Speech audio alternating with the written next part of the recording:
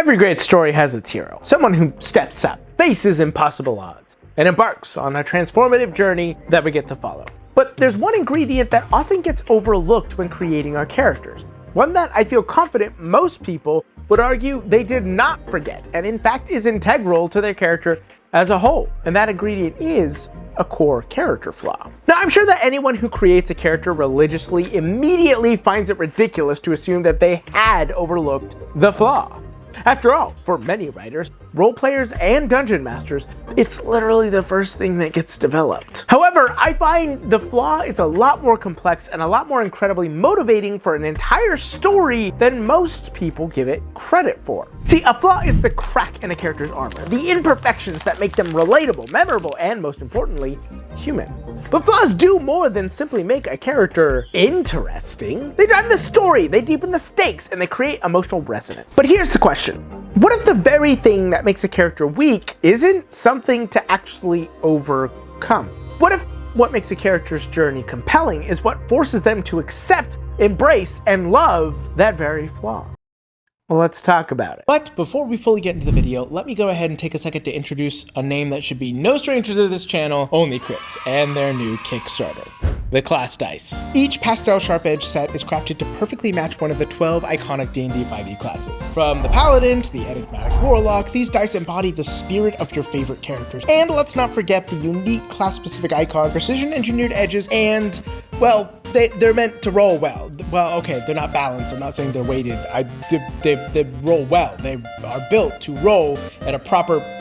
I'm moving on. For the first time ever, Only Crits is offering 11-piece sets. That means you get 46s, 2d20s, and all the classics. If you have a rogue who's struggling to roll their sneak attack dice, well, there you go. You can already have all the sneak attack dice there, ready, and on a rogue-based class set. And because Only Crits understands how much we all love a good bonus, the first 250 backers will receive a free custom-made 5e class adventure. And it's not just some throwaway extra, it is a literally fully fleshed out adventure designed to complement the class dice perfectly. Now, I do know it's a common issue when Kickstarters are mentioned that it's a little bit of a gamble. You don't know if things are going to go well. However, let me reassure you, this is definitely not Only Crits' first rodeo, and it's also by far not my first rodeo with them. Their last campaign was fully funded in just under 32 minutes, and every single early bird reward was gone within a single day. They have a proven track record. You can trust them to deliver, and they have delivered to me time and time again, and have been one of the best channel partners we could have ever asked for. Trust me, you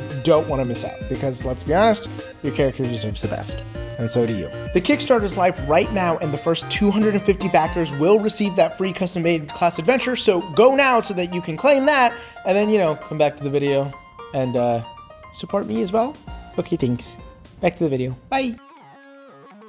A flaw is more than just a bad habit or a quirky trait. It's a fundamental imperfection that challenges the character's goals and their growth. Think of it as a piece of sand caught in an oyster, an irritant that over time transforms into a pearl. If it is given the proper space to evolve, of course. Without that grain of sand, there is no pearl. But without that pearl, there's no reason to fight to open the claim in the first place. Or in this case, no reason to dive into a story and enjoy it.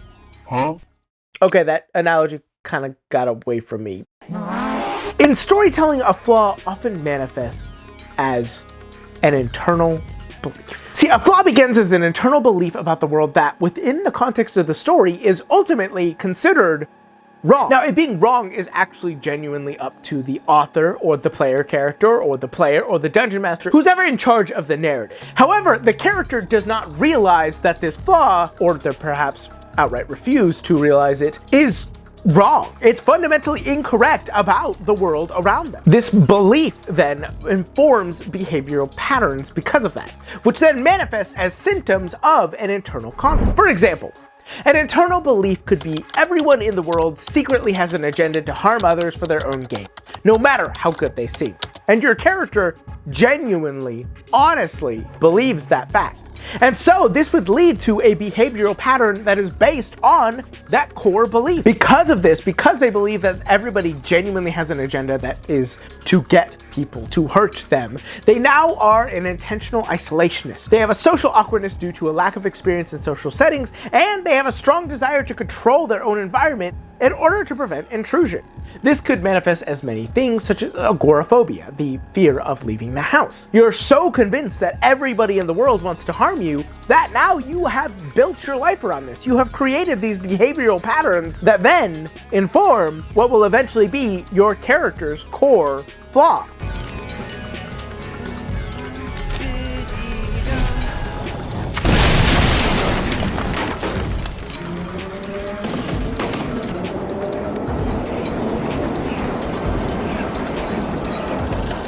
Because see, these behaviors will culminate into the character's ultimate flaw.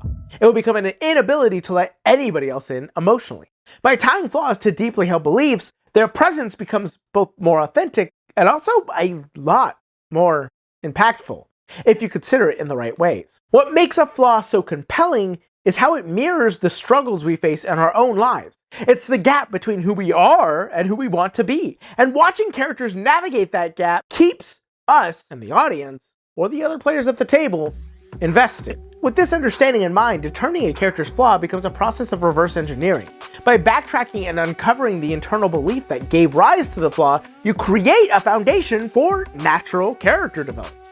For example, if your internal belief is everyone in the world secretly has an agenda to harm others for their own gain, this leads to a question. You must now ask, why does this character believe this? What event convinced them that it was true in their life and continue to reinforce that belief? Answering these questions leads directly to a character's backstory. Perhaps the character grew up in a cutthroat environment where trust was met with betrayal. Maybe a formative relationship shattered their worldview and now they've never recovered from that. Each event becomes a thread that reinforces the belief, shaping their behavior, and ultimately it shapes their flaw.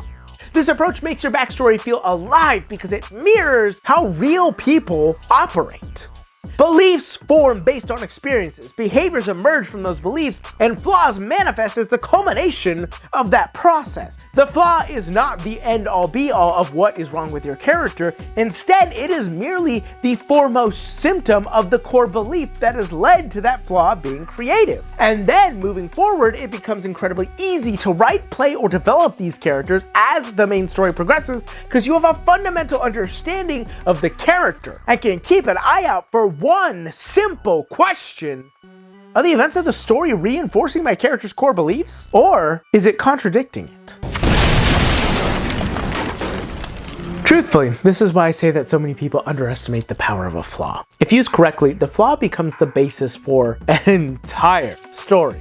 If the events of the story progression are only reinforcing their core belief, you have a tragedy or a negative character arc on your hands that is ripe for storytelling. Vice versa, if they are contradicting the core belief, it creates a crisis of faith and a positive character arc in which the other players or characters can engage with a wholly organic way of helping your character grow and become a different character, become a better character, a more realized character, a three-dimensional. In either case, the flaw becomes a lens through which every event and decision is filtered, shaping the narrative's emotional core and ensuring that each moment feels a deeply personal and meaningful connection to the character's journey. And isn't that technically what we're all looking for? Now, not all flaws are created equal. Poorly executed flaws can honestly derail a story. Cause see, if a character's flaw never affects the story, it feels superficial. A reckless adventurer who always escapes unscathed isn't believable. And the funny thing is, if we're going to talk about the main storytelling medium of this channel, TTRPGs, that relies wholly on your dungeon master. I have a dungeon master who loves to make our characters feel cool, feel awesome, feel amazing even. He loves to let us have cool moments, and therefore the enemies rarely feel dangerous. And this then causes us to believe that our characters are never in danger in the first place. However, during one of our most recent sessions, I had brought up this concept with the dungeon master, and he clearly listened. Because in a combat encounter where our entire party was fighting another party of lycanthropes, I wasn't there. Instead, my character was all the way across town fighting its own battle that was clearly meant to have others with it. Not only that, I was fighting an enemy that was immune to my main damage type. For once, I was in danger, and it made my character's reckless nature feel like a genuine flaw instead of just a character trait that I decided to put on because it was quirky. Now, I didn't get as low health as I would have liked, but honestly, it was a wonderful change of character. It was a wonderful change of pace, because now it felt like the recklessness was something that was actually genuinely harming my character, and therefore was a flaw, not just something I decided to tack on to give the character a little bit more spice. Hey Dad, you should try some of this dressing. It tastes a little zesty. Oh, it is zesty! And that's really ultimately what we're looking for here, isn't it? A flaw needs to feel like a flaw. And a lot of the times that's only going to happen if you talk with your dungeon master to figure out how to really make that work. But not only that, you could also have one-dimensional flaws. A single overplayed flaw can make a character feel flat. Flaws should be nuanced and tied to deeper issues. For example, consider Zuko from Avatar: The Last Airbender. His flaw was an obsession with regaining his honor, and it stemmed from his internal belief that his worth was entirely defined by his father's approval. This belief became a meme. You know, how many times have we seen memes about Zuko needing to regain his honor? All he cares about is honor. Even the show addressed that fact. But Zuko as a character wouldn't be looked as fondly upon if he had not grown from that flaw.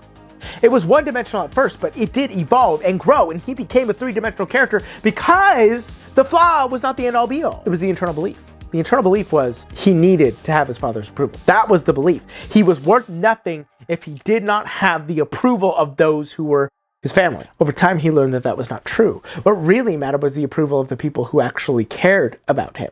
And thus, he became a three-dimensional character. But if your core belief is not either reaffirmed or challenged, it is one-dimensional and therefore boring. And lastly, one of the worst mistakes you can make with a core character flaw is a flaw that doesn't evolve.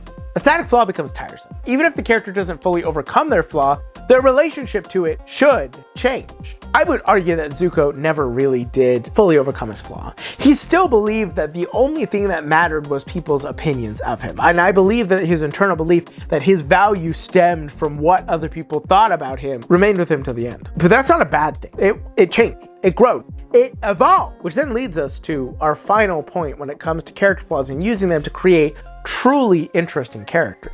Because see, now that we've explored the importance of flaws, let's challenge everything that we have assumed about them. What if flaws aren't weaknesses to conquer, but the hidden power that drives a character's greatest moments? What if instead of overcoming them, a character's true journey is learning to embrace and wield their flaw as their ultimate strength? 海軍が聞いてね。当然のことです。自分より弱い者に憎しみを抱くはずがないでしょう。抱くのは哀れみ。それがこの私、傲慢の罪。ライオン真のエスカノール。Consider this. Batman is a character who's extremely popular, but his main strength is his inability to let go of the trauma that fuels his relentless pursuit of justice. Without it, he wouldn't be the character that everybody loved, but it's inherently a flaw, right? It prevents him from being happy because his core belief is that he must overcome the injustice in the world. A single man cannot do that, but he refuses to believe that. And thus, it creates his flaw, his inability to let go of his trauma, and thus, he becomes a superhero. Isn't that interesting? His flaw is the reason that he is a character worth caring about. And it is his greatest strength when it comes to overcoming the challenges in front of him. And he's not the only character like that. There are other characters like this. Consider Katniss Everdeen from, the Hunger Games.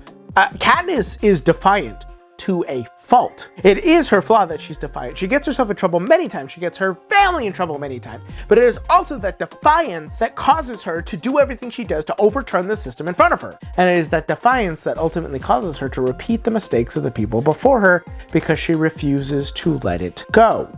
A good flaw is also a great strength in the best types of characters. Because in these cases, the flaw doesn't disappear. It transforms into the very thing that defines the character's success in the first place. This approach challenges the idea that growth always means fixing what's broken. Sometimes it means embracing what you are. Flaws are like two sides of a coin. Yes, they are ultimately motivated by a core belief which must be challenged and proven wrong. However, on the other side of the coin, this belief is what led your character to surviving in the narrative they live in up until that point, isn't it? And so some of the best stories are the ones where the flaw is not overcome completely, but instead understood, embraced, and forged into something new, while the other characters in the story supplement the weaknesses of yourself. For instance, take a character like Tony Stark from the Marvel Cinematic Universe. His arrogance and self-destructive tendencies are never fully overcome.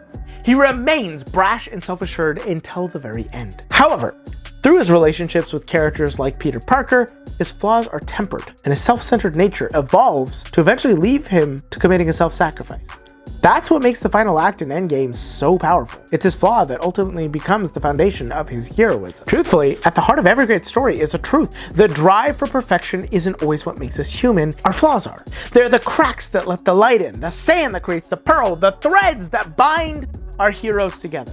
Because if your heroes were perfect, if your character was perfect, why would they need other characters around them to help them accomplish the ultimate goal and defeat the BBEG? The big bad evil guy must be taken down, and it's done so by a group of heroes, not just one. Because our flaws make us. They are both our strengths and our weaknesses, and the best thing we can do in life is find the people who supplement our weaknesses and encourage our strengths, so that we can all become truly whole together.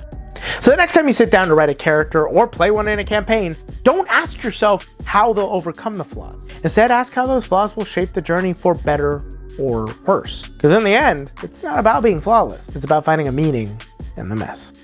So go out into the world and make it your own. Don't forget to play a role. And never wait, no, that's not the outro. Hold on, let me run that again.